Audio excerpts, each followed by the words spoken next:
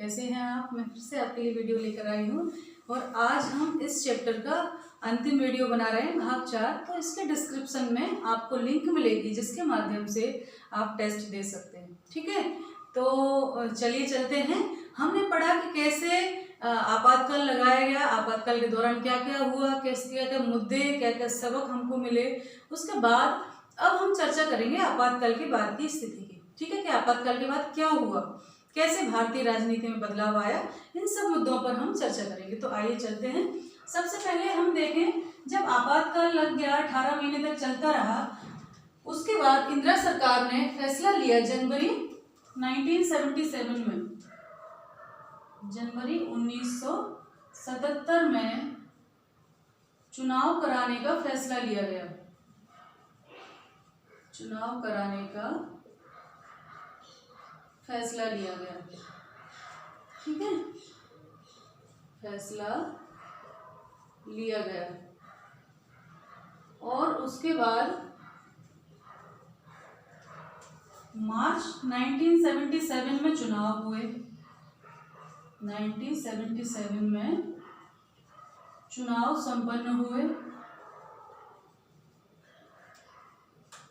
ठीक है, तो इस समय बहुत कम समय मिला विपक्ष को इस समय तैयारी का। सारे जो राजनीतिक नेता थे, विपक्षी या कार्यकर्ता थे, उनको रिहा कर दिया गया, वो सब बाहर आ गए। लेकिन उनके पास बहुत कम समय था। फिर भी चूंकि आंदोलन के दौरान ही, जब ये आंदोलन चल रहा था, इसके इमरजेंसी के विरोध में जब ये सारे स्वर उठ रहे थे, तभी सारी राजनीतिक पार्टियां जो हैं मिलजुल कर एक हो गई थी, वो एकजुट हो गई थी। ठीक है, तो इन सब पार्टियों के अलावा दो चीजें उभर कर आई। एक तो जनता सरकार थी,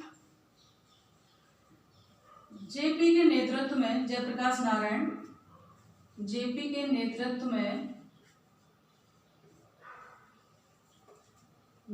में जनता सरकार का जनता पार्टी का गठन हुआ। जनता पार्टी का गठन हुआ और उधर कांग्रेस में भी कुछ लोग ऐसे थे जो नहीं चाहते थे कि इमरजेंसी लगे, है ना, इमरजेंसी के विरुद्ध थे। तो उनने भी क्या किया, एक नई पार्टी बनाई जगजीवन राम के नेतृत्व में। जगजीवन राम के नेतृत्व में पार्टी बनी। कौन सी बनी? डेमोक्रेसी, कांग्रेस फॉर डेमोक्रेसी,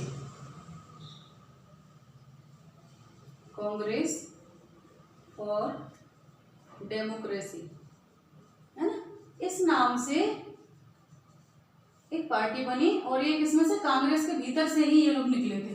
ठीक, तो इनके नेतृत्व में जनता पार्टी और ये जगजीवन राम के नेतृत्व में कांग्रेस फॉर डेमोक्रेसी ये सब बन गई थी और विरोध के स्वर ऊंचे थे इंदिरा जी के अगेंस्ट में। तो ये बाद में क्या हुआ, ये दोनों पार्टियां मिल गई, है ना। चुनाव का समय आया तो ये दोनों पार्टियां, जनता पार्टी और कांग्रेस, मिल गई और इन्होंने सामूहिक रूप से चुनाव लड़ा। तो फिर परिणाम आने तय थे।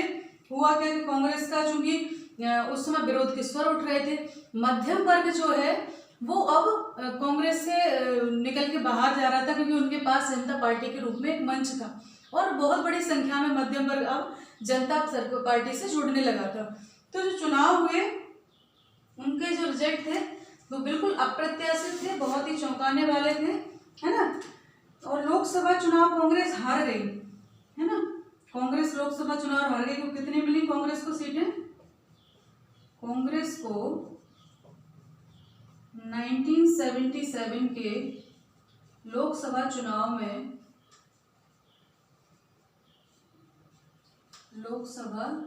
चुनाव में कितनी सीटें मिली? उसको मिली 154 सीटें और मात्र 35% वोट मिले। ठीक है, और आजादी के बाद पहली बार, हालांकि 1969 में भी स्थिति खराब हो गई थी, लेकिन आजादी के बाद पहली बार ऐसा हुआ कि कांग्रेस को लोकसभा चुनाव कांग्रेस हार गई केंद्र में, है ना।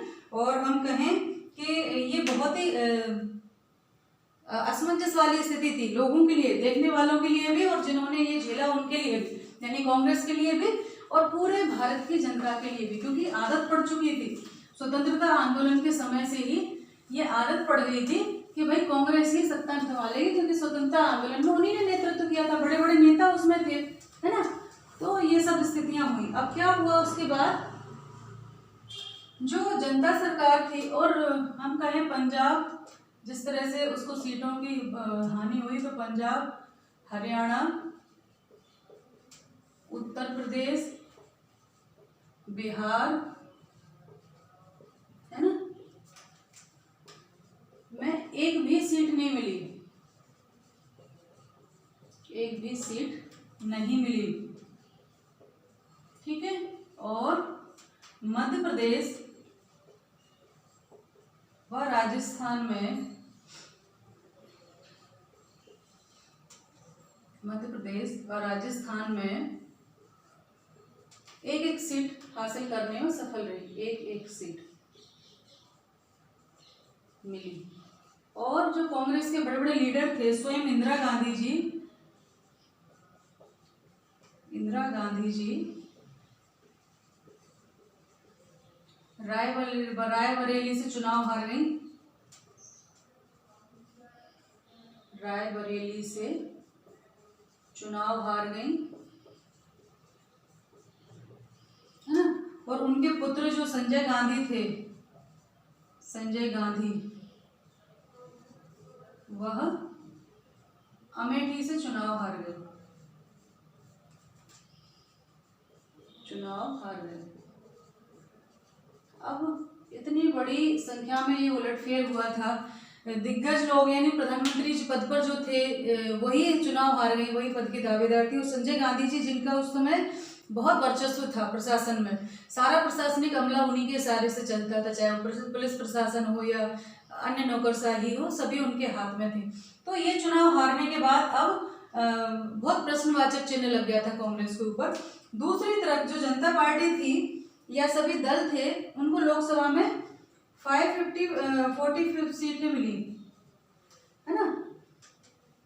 लोकसभा सीटों में सभी दलों को, जो मिली जुली दलगत राजनीति थी, उसमें कितनी मिली उनको, 330 सीटें मिली, है ना। गठबंधन, दोस्तों गठबंधन ही कहेंगे,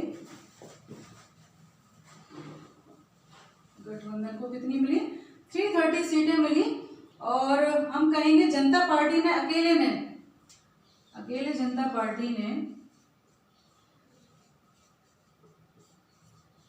पार्टी ने कितनी 295 सीटें जीती। तो ये बड़ी संख्या थी, है ना। इतनी बड़ी संख्या में उसको जो है जनमत मिला था, और लोग बहुत उत्साह के साथ उन्होंने एक नए लोगों को सत्ता सौंपी थी। अभी तक कांग्रेस के हाथ में थी पहली बार। तो जब इतनी बड़ी संख्या में वोट मिला, तो स्वाभाविक है जनता पार्टी एक सशक्त पार्टी के रूप में उभर कर आई, जन आकांक्षाएं बदली, और भारतीय राजनीति में कुछ फेरबदल भी हुए और ये परिदृश्य बदला। अब कांग्रेस के सामने ये सवाल था कि कैसे आगे की राजनीति की जाए, क्योंकि ऐसा जनादेश उससे पहले कभी नहीं मिला था। 1971 में जनता ने जैसे बिठाया था सर पर, वैसे ही उतार भी दिया था, है ना। तो अगर हम बात करें, लेकिन ये तो उत्तर भारत में था, पंजाब, हरियाणा, दिल्ली, है ना, इन जगहों पर। लेकिन दक्षिण भारत में कांग्रेस की विजय का चक्का चलता रहा। महाराष्ट्र और गुजरात आगे उधर की तरफ इनको अच्छे खासे वोट मिले। उसका कारण था कि जितने भी फेरबदल हुए थे, जितनी भी परेशानियां थी आपातकाल के दौरान या उस समय, ये उत्तर भारतीय लोगों को झेलनी पड़ी थी। चाहे वो विस्थापन हो, चाहे नसबंदी हो, ये सब सारे कार्यक्रम उत्तर भारत में ज़्यादा चले थे, जैसे हरियाणा, पंजाब, दिल्ली, उत्तर प्रदेश, है ना, और ये उसमें सब मध्य प्रदेश, राजस्थान, इनमें ज़्यादा चले थे। तो यहाँ की जनता ज़्यादा त्रस्त थी, इसीलिए उन्होंने सुपड़ा साफ कर दिया था। लेकिन दक्षिण भारत में ऐसे कोई प्रभाव उस समय नहीं पड़े थे, इसलिए दक्षिण भारतीय लोगों को ज़्यादा फर्क नहीं पड़ा था, तो उन्होंने कांग्रेस को बरकरार रखा। तो ये जनादेश था, यानी आप आम जनता को परेशान करोगे तो वो आपको उखाड़ फेंकने में सक्षम है ना, ये समझ में आया। अब हम चलते हैं जनता सरकार के बारे में, जानते हैं जनता सरकार। तो क्या हुआ, जनता सरकार पहली बार अस्तित्व में आई थी और खिचड़ी सरकार थी, सारे दल उसमें मिले हुए थे। तो इनमें हालांकि बहुत अच्छा जनादेश मिला था, लेकिन ज्यादा ये संभाल नहीं पाए। 1.5 साल के अंदर, मात्र 18 महीने में इनके अंदर बिखराव पैदा हो गया, क्योंकि प्रधानमंत्री पद को लेकर दौड़ थी, खींचतान शुरू हो गई थी।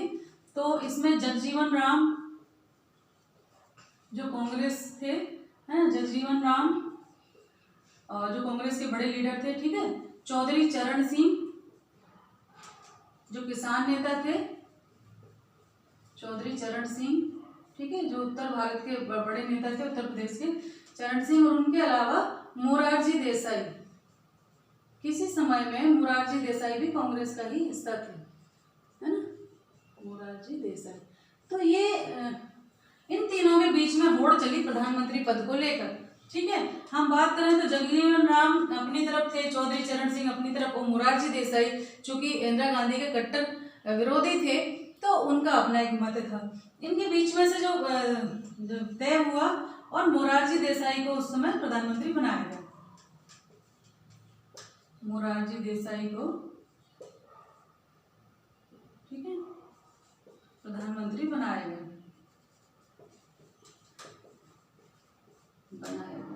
ठीक।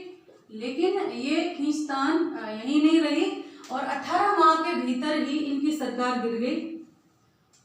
18 माह के अंदर इनकी सरकार गिर गई, ठीक है। उसके बाद कांग्रेस के समर्थन से,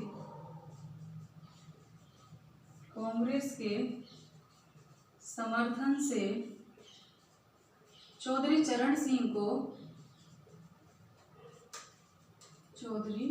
चरण सिंह को प्रधानमंत्री बनाया गया, ठीक है, बनाया गया।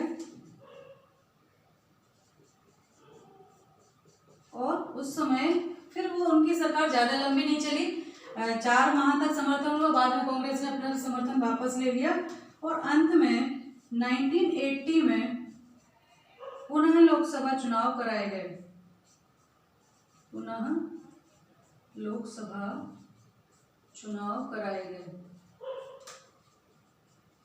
ठीक है।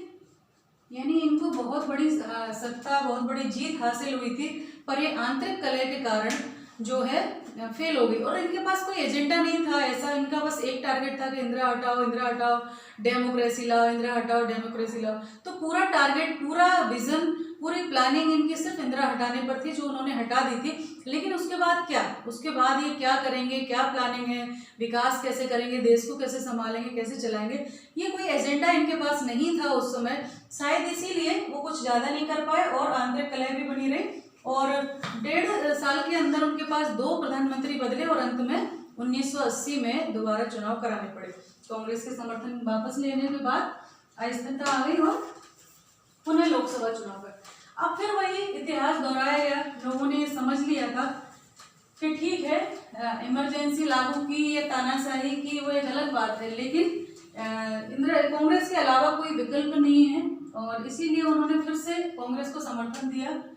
और उसके बाद 1980 के चुनाव में कांग्रेस जो है फिर से अपनी कहेंगे एक बार फिर से आई सत्ता में, और वही इतिहास दोहराया गया जो 1971 में था, ठीक है। 1971 की तरह ही कांग्रेस फिर से सत्ता में आ गई थी, बहुत बड़ी संख्या में उसको वोट मिले थे, ठीक है। तो 1980 के चुनाव में कांग्रेस ने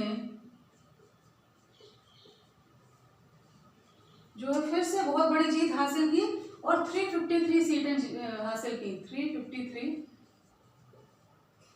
सीटों पर विजय हासिल की, ठीक है, विजय हासिल की। और जो जनता सरकार थी वो उसका पत्ता साफ हो गया। तो एक बहुत बड़ी संख्या में उनके पास जीत लगी थी, लेकिन वो उसको संभाल नहीं पाए। अब हम बात करते हैं विरासत की। विरासत का अर्थ क्या है कि कांग्रेस 1969 तक एक ऐसी पार्टी थी जो तमाम अंतर विरोधों को अपने अंदर समाहित कर लेती थी। यानी कोई अगर विरोधी भी है विचारधारा वाला तो वो भी कांग्रेस के झंडे तले खड़ा होकर लड़ सकता था, साथ में रहते थे वो लोग, साथ में सब एकजुट रहते थे।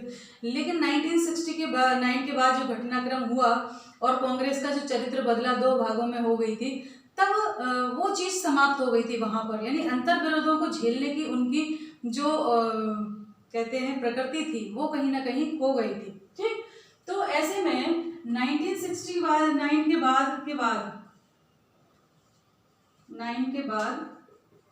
प्रारंभ होकर 1980 तक कांग्रेस की प्रकृति में बहुत बदलाव आया था। प्रकृति में बदलाव आया था, है ना। और व्यक्ति विशेष को अब यहाँ महत्व हो गया था, व्यक्ति विशेष को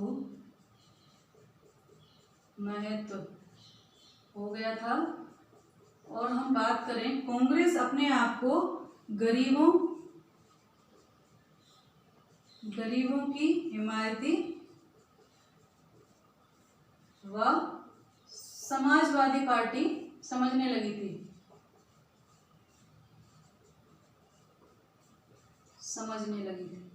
ठीक है। यानी पहले क्या था, कुछ पूंजीपति लोग भी उसमें शामिल होते थे, है ना। जैसे कि जो स्वतंत्र पार्टी बाद में बनी थी वो सारे लोग कांग्रेस के ही अंग थे, जो प्रिवी पर्स वगैरह के खिलाफ थे। यानी अच्छे खासे पूंजीपति लोग भी इसमें पहले शामिल होते थे। लेकिन धीरे धीरे कांग्रेस की प्रवृत्ति बदली और उदारवाद से लेकर और उन्होंने अपने आप को आकर समाजवाद और गरीबी पर आकर टिका दिया। और इनका ऐसा मानना था कि कांग्रेस एकमात्र ऐसी वो है पार्टी जो सिर्फ गरीबों की हिमायती है और समाजवादी कार्यक्रम लागू करती है। तो ये सारी विरासत में परिवर्तन आया 69 के बाद 80 तक। बहुत ज़्यादा इंदिरा जी जो है एक बहुत बड़ा नाम बन गई थी कांग्रेस में, और व्यक्तिवाद को भी कहीं ना कहीं महत्व दिया जाने लगा था पार्टी की जगह। तो ये सारी चीज़ें बदलाव विरासत में हुए। इसके अलावा एक चीज़ और देखने को मिली इन चुनाव से कि जनता कभी भी आपको ऐसे एक्सेप्ट नहीं करती है कि आप अंधानुकरण, कई लोग कहते हैं ना अंधानुकरण नहीं करती है। इंदिरा जी को जिताया था 71 में बहुत बड़ी संख्या में, और वो अपने कमिटमेंट फुलफिल नहीं कर पाई थी, तो उनको 77 में बहुत करारी हार भी झेलनी पड़ी थी। इमरजेंसी भी बीच में ये रही, और उसके बाद जनता सरकार को उन्होंने ये हार पहनाया, पर वो उसको संभाल न सके उस ताज को, तो उनसे वो ताज वापस छीनकर फिर से इंदिरा। यानी जनता का जो मत है वो किसी को ऐसे नहीं झेलेंगे। अगर आप अनावश्यक परेशान करोगे तो ठीक है, 5 साल ज़्यादा से ज़्यादा झेल लेंगे, वैसे तो ऐसी स्थितियाँ भी नहीं आती हैं। और ये दूसरा एक चीज़ और समझ में आई थी कि भले ही जनमत कितना भी स्थिर क्यों ना हो, कितना भी बड़ा जनमत हमें मिले, लेकिन अगर आंतरिक कलह है, आंतरिक फूट है, खंडित आपका नेतृत्व है, तो भी आप सत्ता संभालने में सक्षम नहीं हो सकते हैं। तो ये 2 चीजें सामने आई थी, एक तो जनमत को बदलते देर नहीं लगती, दूसरा खंडित कितना भी एक स्ट्रॉन्ग जनमत मिले उसके बाद भी अगर आंतरिक कलह है तो फिर वो सरकार चलाने में पूरी तरह से सक्षम नहीं हो सकते हैं। तो ये सारा घटनाक्रम रहा, और बाद में भी इसके बाद क्या हुआ वो आगे के उसमें जानेंगे हम सब। अभी आज के लिए इतना ही, ये अध्याय यहीं समाप्त होता है। तो आप डिस्क्रिप्शन में दिए हुए जो टेस्ट पेपर है उसको जरूर सबमिट करें। तो ध्यान रखें, पढ़ाई करते रहें। मैं आपके साथ हूँ। नमस्ते सभी को, धन्यवाद।